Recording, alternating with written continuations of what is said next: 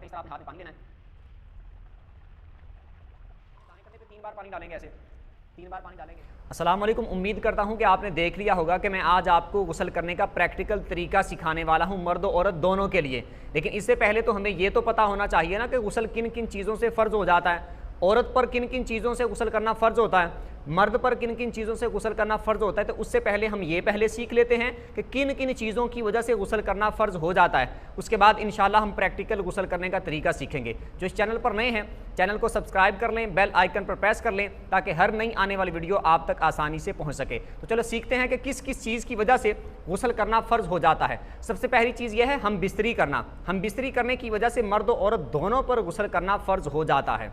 अब हम बिस्तरी करने से मुराद ये नहीं है, थोड़ी सी इसकी वजाहत कर दूं, हम बिस्तरी करने से मुराद ये नहीं है कि पूरी मुकम्मल हम बिस्तरी कर ली हो, दोनों का मादा खारिज हो गया हो तो गुस्ल करना फ़र्ज़ होगा, ऐसा नहीं है। मर्द और औरत की शर्मगाहें जब आपस में मिल जाएंगी तो ऐसी सूरत में दोनों पर, मर्द पर भी और औरत पर भी गुस्ल करना फ़र्ज़ हो जाएगा। बाद में हम बिस्तरी मुकम्मल करते नहीं करते वो बाद का मैटर है। अगर मुकम्मल कर ली है तब तो फ़र्ज़ होगा ही होगा, लेकिन सिर्फ अगर इतना ही कर लिया कि दोनों की शर्मगाहें बाहम आपस में मर्द औरत की मिल गई, तब भी मर्द पर भी और औरत पर भी गुस्ल करना फ़र्ज़ हो जाएगा। इसी तरह मर्द अगर मर्द के साथ माज़अल्लाह सुम्मा माज़अल्लाह ऐसा मामला करता है तब भी दोनों पर गुस्ल करना फ़र्ज़ हो जाएगा। यानी ये मैं जो चीज़ नाजायज़ है, हराम है, वो अपनी जगह पर है, मैं सिर्फ गुस्ल फ़र्ज़ होने की बात कर रहा हूँ कि गुस्ल किस किस चीज़ से फ़र्ज़ हो जाएगा। तो इस वजह से अगर किसी को कोई मेरा जुमला, कोई बात बुरी लगे तो उसके लिए माज़रत चाहता हूँ, लेकिन मैं सिर्फ गुस्ल फ़र्ज़ होने का सबब बता रहा हूँ कि इस सबब की वजह से, इस वजह से भी गुस्ल फ़र्ज़ हो जाएगा। तो मर्द मर्द के साथ ऐसा मामला करेगा तब भी गुस्ल दोनों पर फ़र्ज़ हो जाएगा। एक चीज़ ये क्लियर हो गई। दूसरी चीज़ ये हो गई कि अगर औरत हैज़ से पाक होती है, यानी औरत को जो रूटीन के मुताबिक खून आता है, मेंसेस आते हैं, पीरियड्स आते हैं, डेट आती है, जो भी आप अपनी ज़ुबान में उसको लफ्ज़ इस्तेमाल करते हैं, जब औरत उससे पाक होगी मतलब कि उसके दिन क्लियर हो जाएंगे, मुकम्मल हो जाएंगे, तो औरत पर गुस्ल करना फ़र्ज़ हो जाता है। अब ये हर औरत की अपनी अपनी आदत होती है, किसी को 3 दिन आए, 4 दिन आए, 5 दिन, 6 दिन, 7 दिन, 8 दिन, 9 दिन, 10 दिन। 3 दिन से कम नहीं आ सकता। कम अगर आएगा खून तो वो हैज़ नहीं होगा, किसी बीमारी या उज़र की वजह से होगा। और 10 दिन से ज़्यादा नहीं आ सकता। 10 दिन से ज़्यादा अगर आएगा तो वो किसी बीमारी और उज़र की वजह से होगा, वो हैज़ या पीरियड्स शुमार नहीं होंगे। 3 दिन और 10 दिन के दरमियान जो होगा वो हैज़ और पीरियड्स शुमार होंगे। अब जिस औरत की जितनी आदत है, 3, 4, 5, 7, 10 जितनी उसकी आदत है, उसके दिन जब मुकम्मल हो जाते हैं, खून उसका रुक जाएगा, अब उस पर गुस्ल करना फ़र्ज़ हो जाएगा। ये औरत के लिए गुस्ल फ़र्ज़ होने का एक सबब ये भी हो गया। दूसरा ये कि निफास के बाद, यानी जब औरत को बच्चा पैदा होता है तो बच्चा पैदा होने के बाद औरत पर गुस्ल करना ज़रूरी होता है। अब बच्चा पैदा होने के बाद खून आता है, खून जब आएगा तो वो जब रुक जाएगा, ख़त्म हो जाएगा, उस वक़्त औरत पर गुस्ल करना फ़र्ज़ हो जाएगा। अब हमारे यहाँ एक रिवाज है कि 40 दिन मुकम्मल किए जाते हैं। ये बात याद रखनी है आप सबने कि 40 दिन मुकम्मल करके औरत पर नहाना ज़रूरी नहीं होता। असल चीज़ ये है कि खून जब बंद होगा, जब खून ख़त्म हो जाएगा तो औरत पर नहाना ज़रूरी हो जाएगा, उस पर गुस्ल फ़र्ज़ हो जाएगा। वो गुस्ल करके नमाज रोज़े का अहतमाम करेगी, यानी अगर रमज़ान है तो रोज़े का भी अहतमाम करेगी। अब इसमें यह बात है कि किसी को अगर 10 दिन आता है तो वो 10 दिन बाद पाक हो जाएगी, उस पर गुस्ल करना ज़रूरी हो जाएगा। अगर किसी को 20 दिन आता है तो 20 दिन बाद वो पाक हो जाएगी, गुस्ल करना ज़रूरी होगा, पाक हो जाए गुस्ल करके। 30 दिन बाद आता है, 35 दिन बाद, मतलब कि 35 दिन बाद ख़त्म हो जाता है, 30 दिन बाद ख़त्म हो जाता है। तो जब जिसका खून ख़त्म हो जाएगा, रुक जाएगा, आना बंद हो जाएगा, तो उस पर गुस्ल करना ज़रूरी हो जाएगा। इन दोनों पर, हैज़ पर, इनके चूँकि बहुत ज़्यादा मसाइल हैं तो डिटेल के साथ, तफसील के साथ अलहदा मैं इस पर इंशाल्लाह एक वीडियो बनाऊंगा। निफास के भी बहुत सारा मसाइल हैं, जो बच्चा पैदा होने के बाद खून आता है, तो इस पर भी इंशाल्लाह डिटेल के साथ मैं एक मुकम्मल वीडियो बनाऊंगा। ये 3 चीज़ें हो गई। हम बिस्तरी करने की वजह से गुस्ल फ़र्ज़ हो जाता है, पीरियड्स के बाद यानी हैज़ मुकम्मल हो जाए तो गुस्ल फ़र्ज़ हो जाता है, निफास के बाद, बच्चा पैदा होने के बाद जो खून आता है जब वो रुक जाए तो गुस्ल फ़र्ज़ हो जाता है। 3 चीज़ें हो गई। चौथी चीज़ यह है एहतलाम का हो जाना। एहतलाम ये होता है कि सोते हुए मनी का खारिज हो जाना, इसकी वजह से भी गुस्ल फ़र्ज़ हो जाता है। अब सोते हुए मनी का खारिज होना ये मर्द के साथ भी मामला हो सकता है, औरत के साथ भी हो सकता है, लेकिन हर औरत को ऐसा नहीं होता। बाज़ औरतें ऐसी होती हैं कि उनको सोते हुए एहतलाम वाला मामला नहीं पेश आता, तो उन पर फ़र्ज़ भी नहीं होगा। मैं उन औरतों की बात कर रहा हूँ जिनके साथ ये मामला पेश आए या आता हो।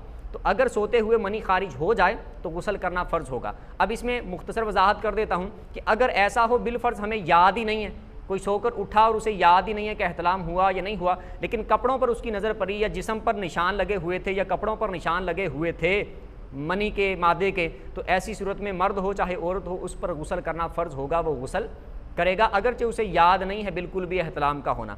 दूसरी बात यह कि अगर याद हो कि मुझे एहतलाम हुआ, उसे ख्याल आ रहा हो कि यार मुझे रात को ऐसे मामला पेश आया था, मुझे थोड़ा थोड़ा ख्याल आ रहा है, लेकिन कपड़ों को देखता है या बदन को देखता है, कहीं पर भी कोई निशान वगैरह इस तरह के मौजूद नहीं है, तो उस पर गुस्ल करना फ़र्ज़ नहीं होगा। तो ये होगा चौथी चीज़ कौन सी हो गई?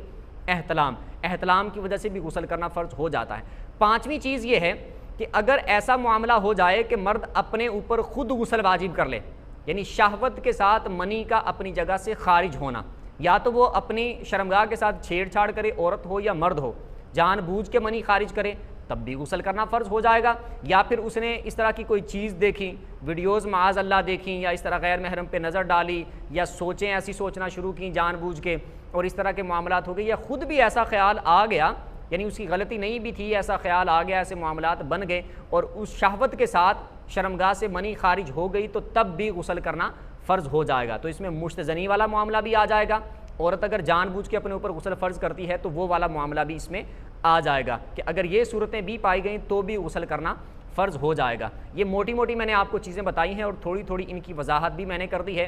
उम्मीद है आपको अच्छे तरीके से समझ आ गई होगी। अब सीखते हैं कि गुस्ल करने का तरीका क्या है प्रैक्टिकल, मर्द के लिए और औरत के लिए। उससे पहले जो इस चैनल पर नए हैं, चैनल को सब्सक्राइब कर लें, वीडियो को लाइक कर दें और बेल आइकन पर प्रेस कर लें ताकि हर नई आने वाली वीडियो आप तक आसानी से पहुँच सके। तो चलें हम प्रैक्टिकल गुस्ल करने का तरीका सीखते हैं।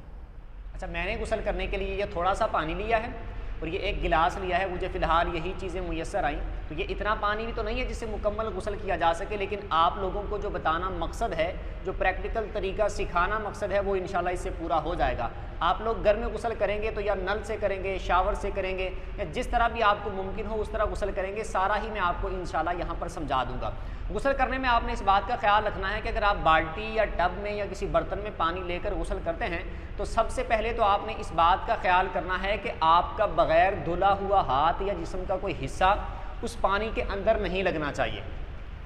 क्योंकि अगर बग़ैर धुला हुआ, मिसाल के तौर पर जैसे आप पर गुस्ल फ़र्ज़ है और आपका वो हिस्सा जिस्म का अगर पानी के अंदर टच हो जाता है तो पानी मुस्तअमल हो जाएगा, यानी इस्तेमाल शुदा पानी हो जाएगा। फिर उस पानी के साथ गुस्ल करना यानी पाकी हासिल करना ये जायज़ नहीं होगा। पानी पाक रहता है लेकिन फिर उससे गुस्ल करना या वज़ू करना, पाकी हासिल करना, ये दुरुस्त नहीं होता। तो इस बात का आपने ख़ास तौर पर ख्याल रखना है। तो हम प्रैक्टिकल तरीका शुरू करते हैं कि किस तरह मुकम्मल गुस्ल करना है। इसमें पहली सबसे बात यह है कि आपने अपने हाथों को सबसे पहले धो लेना है। आप चाहे शावर पे कर रहे हो, नल के नीचे कर रहे हो, किसी जगह पर भी गुस्ल कर रहे हो, सबसे पहले आपने अपने हाथों को धो लेना। जो मैंने गिलास लिया है इसके लिए बस आप तरीके पे गौर कीजिएगा। थोड़ा वो शोर भी आ रहा होगा या बाकी मामला जो भी हैं उसको इग्नोर करके जो मैं आपको बता रहा हूँ, करके दिखा रहा हूँ, समझाऊंगा, आपने उस पर गौर करना है। पहले आपने पानी लेना है, या फिर आप नल को खोलते हैं या फिर आप जो भी शावर वगैरह पे जहाँ पे आपने गुस्ल करना है, तो सबसे पहले आपने अपने हाथों को धो लेना है। हाथ अच्छे तरीके से आपने धो लेने, दोनों हाथों को यूँ करके आपने अच्छे तरीके से धो लेना है। हाथ आपने धो लिए मुकम्मल। उसके बाद आपने ये करना है, हाथ मुकम्मल धोने के बाद फिर आपने ये करना है कि अपनी शर्मगाह को आपने धोना है। नजासत लगी हो तब भी, मर्द और औरत दोनों के लिए, नजासत कोई लगी हो तब भी, ना लगी हो तब भी शर्मगाह को धोना है। वो धो लिया, उसके बाद आपने बदर पे देख लेना है किसी जगह पर अगर नजासत, गंदगी, इस तरह की कोई चीज़ लगी है तो उसको धो लेना है। अगर नहीं लगी तो बस फिर ठीक है। ये आपने काम पहले कर लेने। उसके बाद आपने ऐसा करना है कि जैसे नमाज के लिए मुकम्मल वज़ू किया जाता है उस तरह आपने मुकम्मल वज़ू करना है। यानी जैसे हम नमाज अदा करने से पहले वज़ू करते हैं उस तरह आपने मुकम्मल वज़ू करना है। उसमें हम क्या करते हैं, पहले आपने इस तरह करके पानी लेना है, या आप शावर के साथ या नल के साथ आप कर रहे हैं तो यूँ करके आपने पहले कुली करनी। इसमें आपने इस बात का ख्याल रखना है कि गुस्ल में कुली करना फ़र्ज़ होता है। गरगरा करना ये अलहदा से सुन्नत है, वो भी उस वक़्त के जब आपका रोज़ा नहीं है। रोज़े की हालत में गरगरा भी नहीं करना। जिसने कुली कर ली तब भी फ़र्ज़ अदा हो जाएगा, गुस्ल उसका हो जाएगा, गरगरा करे चाहे ना करे। तो आपने पहले 3 मरतबा हाथ में पानी लेना है दाएं हाथ में, और 3 बार कुली करनी है। बेहतर है साथ ही आप गरगरा भी कर लें। तो पहले स्टार्ट करते हैं, इस तरह आपने हाथ में पानी लेना है।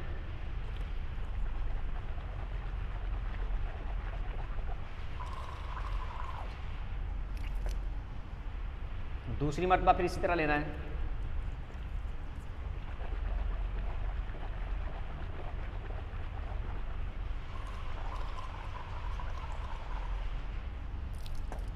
फिर तीसरी मरतबा इसी तरह लेना दाएं हाथ में।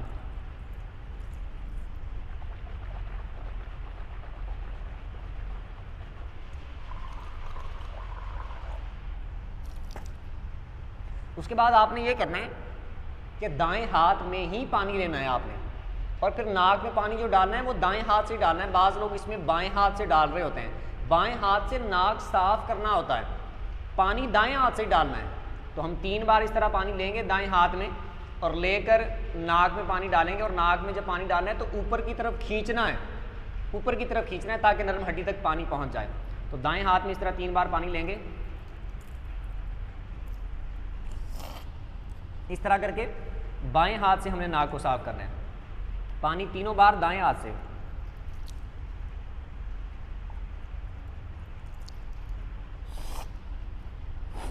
नाक को साफ करना है, ये सुराखों में आपने उंगली इस तरह दाखिल करनी है, तो ये छोटी उंगली आप दाखिल कर सकते हैं। बाएं हाथ से नाक साफ करेंगे, पानी हम दाएं हाथ से ही डालेंगे। ये आपने 2 चीज़ें अदा कर ली। अब असल में तो आप वुज़ू कर रहे हैं, लेकिन ये गुस्ल के भी 2 फ़र्ज़ आपने अदा कर लिए, क्योंकि गुस्ल में 3 फ़र्ज़ होते हैं ना, कुली करना, नाक में पानी चढ़ाना और पूरे बदन पे पानी बहाना। क्योंकि 2 फ़र्ज़ हमने गुस्ल के भी अदा कर लिए, लेकिन कर हम वुज़ू रहे हैं। तो ये 2 चीज़ें कर ली। उसके बाद क्या करना होता है वुज़ू में? उसके बाद वुज़ू में करना होता है कि मुकम्मल चेहरा धोना है। तो मुकम्मल चेहरा धो लेंगे हम। इसमें भी आपने अगर टब या पानी में आप कर रहे हैं ना, तो आपके छींटे नहीं गिरने चाहिए। 3 बार इस तरह धो लेना है।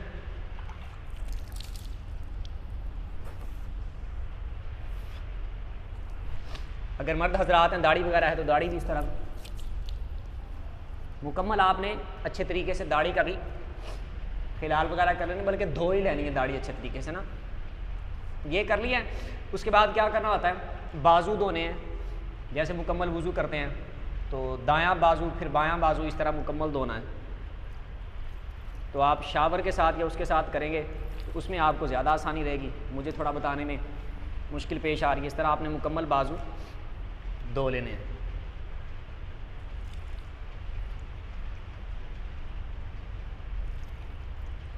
मुकम्मल धो लिए। 3-3 बार आपने धोने हैं। और 3-3 बार की भी बस ज़रा तारीफ समझ लें, मैं आगे चल के भी बता दूंगा आपको। जब कंधों पे पानी डालना होता है ना, 3-3 बार से मुराद ये होता है कि उस उज़्व पर कम अज़ कम 2 बूंद पानी बह जाए, ये धोने की तारीफ़ होती है। तो जब आप एक मरतबा नल के नीचे यूं करके अपने बाजू को करेंगे तो वो 3 बार से कई गुना ज़्यादा बार वो बाजू पे पानी बह जाता है, वो धुल जाता है। तो यूं करके फिर यूं फिर यूं फिर यूं फिर यूं, ऐसे नहीं करना।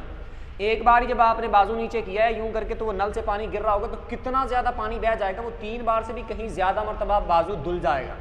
तो दूसरी मरतबा फिर यूं करके ऐसे जब नीचे इसको करेंगे तो ये भी 3 बार से कई बार ज़्यादा धुल जाएगा एक बार ही नीचे करने से। उसके बाद सर का मसा करना है। जैसे हम हाथ धुले हुए हैं, अब मैं बाल्टी में पानी डाल रहा हूँ, तो यूँ करके पूरा भी ऐसे करके मसा कर लेंगे तब भी ठीक है। बाकी जैसे सुन्नत तरीका है इस तरह करके, तो उस तरह भी आप मसा कर सकते हैं ऐसे करके। और मुकम्मल आपने जैसे नमाज के लिए मसा किया जाता है उस तरह आपने मसा कर लेना। अब मसा करने के बाद पाँव धोने का मसला सुन लें। पाँव धोने का गुस्ल में मसला ये होता है कि गुस्ल में आपने अगर ऐसी जगह पे गुस्ल कर रहे हैं कि जहाँ पर पानी ठहर जाता है, रुक जाता है, नीचे पानी जमा हो जाता है, साथ साथ निकलता नहीं है, तो वहाँ पर आपने पाँव छोड़ देने, क्योंकि आप पानी के अंदर आपके पाँव हैं, पानी वहाँ पे जमा होता है, तो वहाँ पर आपने पाँव नहीं धोने, पाँव को छोड़ देना है। आखिर में एंड में पूरा मुकम्मल गुस्ल करने के बाद आपने धोने हैं। लेकिन ऐसी जगह पर जहाँ गुस्ल कर रहे हैं, जैसे हमारे यहाँ आम वाशरूम होते हैं कि पानी साथ साथ जाता रहता है, पाइप के ज़रिए से निकलता रहता है, तो वहाँ पर पाँव भी साथ धो लेने। अब पाँव धोने हैं साथ, तो पहले दायां पाँव धोना है, फिर उसके बाद बायां पाँव हमने धोना है। मुकम्मल टखनों समेत इस तरह करके पाँव ये धो लेने अच्छे तरीके से। ये भी 3-3 बार, जब एक बार नीचे करेंगे ना, उसके नल के नीचे आपने एक बार जब पाँव कर लिया तो वो 3 बार से भी कहीं ज़्यादा मरतबा धुल जाएंगे एक बार ही नल के नीचे करने की वजह से। अच्छे तरीके से पाँव आपने धो लेने। पाँव अच्छे तरीके से धो लिए, उसके बाद आपने करना है, अब ये वुज़ू हमारा मुकम्मल हो गया। जैसे नमाज से पहले वुज़ू किया जाता है वो वुज़ू मुकम्मल हो चुका। अब हमने ये करना है कि 3 बार दाएं कंधे पे पानी डालना है और 3 बार बाएं कंधे पे पानी डालना है। वही बात जो मैं पहले कर रहा था कि ऐसे नहीं करना कि एक बार आप ये कंधा नल के नीचे करना है, फिर ये करें, फिर ये करें, फिर ये करें, फिर ये, ऐसे नहीं करना। जब आप एक ही मरतबा कंधा नल के नीचे यूं करके करेंगे तो वो 3 बार से भी कई बार ज़्यादा धुल चुका होगा, क्योंकि धोने की तारीफ ये है कि एक उस पर कम अज़ कम 2 कतरे पानी बह जाए। तो जैसे पहले दाएं कंधे पे 3 बार पानी डालेंगे, ऐसे 3 बार पानी डालेंगे, फिर बाएं कंधे पे 3 बार पानी डालेंगे। ये जो मैं एक बार ही डाल रहा हूँ ना, आपने एक मरतबा जब उसके नीचे करना है अपने कंधे को, नल के नीचे आपने किया या शावर के नीचे किया, तो वो 3 बार से भी कई बार ज़्यादा आपका कंधा धुल चुका है, उस पर पानी बह चुका है। फिर आपने इसी तरह 3 बार बाएं कंधे पे पानी डालना है। तो उस तरह जिस तरह मैंने आपको बता दिया वो कर लीजिएगा। ये समझ लीजिएगा 3 बार हो गया। 3 बार इस तरह पानी डाल लिया, उसके बाद फिर सर पे पानी डालना है और सर से लेकर फिर पाँव तक मुकम्मल पूरे पे पानी डाल लेना है।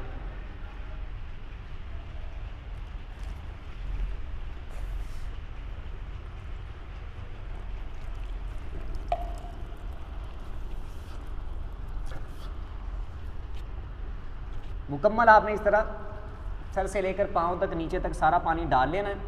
और उसके बाद जब पूरा बदन आपने भिगो लिया, ये तीसरा गुस्ल का फ़र्ज़ है कि मुकम्मल बदन पे पानी बहाना, एक बाल बराबर भी जगह खुश्क ना रहे। जब आपने इस तरह कर लिया तो आपका गुस्ल मुकम्मल हो जाएगा। उसके बाद आप साबुन इस्तेमाल करना चाहें, शैम्पू इस्तेमाल करना चाहें, सफाई के लिए कोई और चीज़ इस्तेमाल करना चाहें तो आपने इस्तेमाल कर लेनी है। उसके बाद फिर पूरे बदन पे पानी बहा लेना है, तो आपका गुस्ल मुकम्मल हो जाएगा। ये था गुस्ल करने का मुकम्मल तरीका। उम्मीद है कि आपको बहुत कुछ सीखने के लिए मिला होगा। जो इस चैनल पर नए थे, चैनल को सब्सक्राइब कर लें, बेल आइकन पर प्रेस कर लें ताकि हर नई आने वाली वीडियो आप तक आसानी से पहुंच सके। और इस वीडियो को जिसने लाइक नहीं किया वो लाइक कर दें। अगली वीडियो तक के लिए इजाज़त दीजिए। अल्लाह हाफ़िज़।